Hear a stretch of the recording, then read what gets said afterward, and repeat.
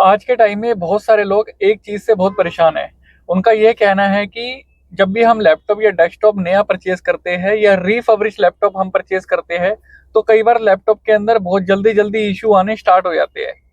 तो ऐसा क्यों होता है? पहले भी हमने बहुत सारे लैपटॉप्स वगैरह परचेज़ करे हैं, लेकिन पहले तो ऐसा नहीं होता था।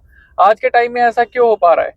तो आज इस वीडियो के अंदर मैं कुछ ऐसी चीज़ें आपके साथ शेयर करूँगा, जिससे आपको प्रॉपर क्लियर हो जाएगा कि आज के टाइम में कि हार्डवेयर या सॉफ्टवेयर के अंदर जल्दी इश्यूज़ क्यों आने स्टार्ट हो गए हैं। सबसे पहली बात तो आपको ये समझनी पड़ेगी कि जो आज के टाइम में हार्डवेयर की बिल्ड क्वालिटी है, वो पहले के मुकाबले अब नहीं बनती है।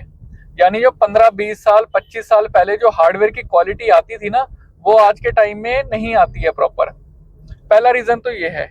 दूसरा रीज़न आप ये मान सकते हैं कि ये जो बिल्ड क्वालिटी है, ये सारे प्रोडक्ट्स के साथ सेम नहीं है। मतलब जो ब्रांडेड प्रोडक्ट्स है, जैसे सपोज करो गीगाबाइट का मदरबोर्ड है या एमएसआई कंपनी का मदरबोर्ड है, अगर आप इसको परचेज करोगे तो इसके अंदर जल्दी प्रॉब्लम आने के जो चांसेस है वो बहुत कम है। मतलब 2 से 3% या 5% आप मान सकते हो। 90 से 95% ब्रांडेड प्रोडक्ट्स के अंदर इशू नहीं आता है। लेकिन जो नॉन ब्रांडेड है, जो धीरे धीरे अभी कंपनीज बड़ी हो रही है, जो अभी कुछ सालों में ही मार्केट के अंदर एंटर हुई है, उनकी जो बिल्ड क्वालिटी है वो उतनी अच्छी नहीं है जितनी ब्रांडेड प्रोडक्ट्स की होती है। तो अगर आप नॉन ब्रांडेड कोई भी प्रोडक्ट लेते हो, या कोई मतलब सपोज करो रैम आपने ले ली या कोई एसएसडी आपने ले ली, जो ब्रांडेड नहीं है, नॉन ब्रांडेड है, मतलब ब्रांडेड वो भी है लेकिन उतनी उनकी क्वालिटी बेस्ट नहीं है जितनी ब्रांडेड प्रोडक्ट्स की होनी चाहिए। तो जो नॉन ब्रांडेड प्रोडक्ट्स है, उनके अंदर इश्यू आने के जो जो चांसेस है वो 15-20%, 25% तक भी है।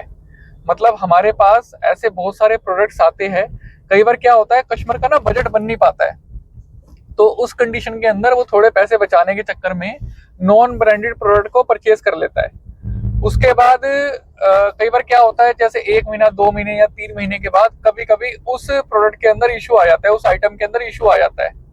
हालांकि अगर इशू आया है तो उसका सोल्यूशन ये है कि वारंटी के अंदर कस्टमर केयर वाले उसको फ्री ऑफ कॉस्ट रिप्लेस करके देते हैं, आपको दूसरा प्रोडक्ट मिल जाएगा। लेकिन इश्यू तो आ जाता है। अब वो क्यों आता है? क्योंकि वो जो नॉन ब्रांडेड जो प्रोडक्ट है, उसकी जो बिल्ड क्वालिटी है वो उतनी अच्छी नहीं है जितनी ब्रांडेड प्रोडक्ट्स की होती है। तो अगर आप कोई भी प्रोडक्ट को परचेज कर रहे हैं, कोई भी आइटम परचेज कर रहे हैं आज के टाइम में, तो हमेशा कोशिश करिए कि अच्छी क्वालिटी का और ब्रांडेड जो आइटम है उसको ही परचेज करिए, ताकि उसके अंदर जो इश्यू आने के चांसेस है वो काफी हद तक कम रहे। हालांकि इश्यू तो जो ब्रांडेड आइटम है उसके अंदर भी आएगा, क्योंकि ये इलेक्ट्रॉनिक आइटम है। कब इनके साथ क्या हो जाए ये किसी के कंट्रोल में नहीं होता है। अब सपोज करो आपने नया लैपटॉप लिया, नए नए लैपटॉप के अंदर अगर कोई इश्यू आ गया तो उसमें आपकी गलती नहीं है, जो कंपनी है उसकी भी पूरी तरह गलती नहीं है। अब ये इलेक्ट्रॉनिक आइटम है, इश्यू आ सकता है, लेकिन आपके लिए सहूलियत क्या है कि अगर इश्यू आ गया है तो वारंटी के अंडर कंपनी उस प्रोडक्ट को या तो रिप्लेस करेगी या आपको ठीक करके देगी। तो ये एक बहुत अच्छा सोल्यूशन है।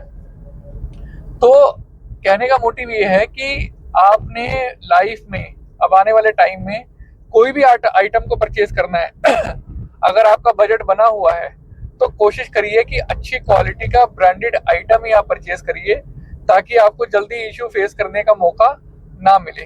नॉन ब्रांडेड जो आइटम्स है उनके अंदर इशू आ जाता है, लेकिन उनके अंदर भी इतना नहीं आता है, लेकिन उनके अंदर आने के चांसेस थोड़े से ज्यादा रहते हैं।